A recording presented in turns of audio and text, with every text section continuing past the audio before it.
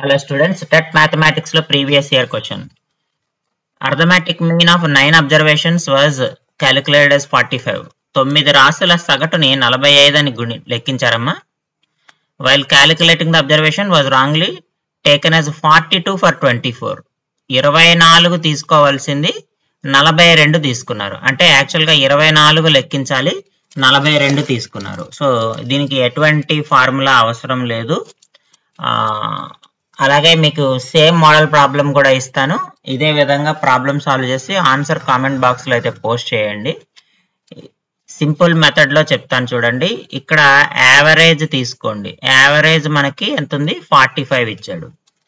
So ఇప్పుడు ఏం చేద్దామంటే మొత్తం రాసులు ఎన్నన్నాడు? 9 కదా, డివైడెడ్ బై సింబల్ వేసుకోండి. సో 9 వేసుకోండి. ఇక్కడ 24 వేయాల్సింది, అంటే ప్లస్ 24, 42 వేశారు కాబట్టి 24లోంచి 42 తీసివేయండి. తీసేస్తే మనకి ఆన్సర్ అనేది వస్తుంది. దీన్ని సాల్వ్ చేస్తే 45 ప్లస్ 24లోంచి 42 తీస్తే -18/9 ఈజ్ ఈక్వల్ టు 45 - 2. ఇది 2 సార్లు పోతుంది కాబట్టి సగటు ఎంత అవుతుంది? 43 అవుతుంది.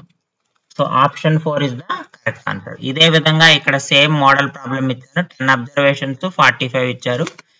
సో 34 తీసుకున్నారు 44 బదులు. కరెక్ట్ ఆన్సర్ కామెంట్ బాక్స్ లో పోస్ట్ చేయండి.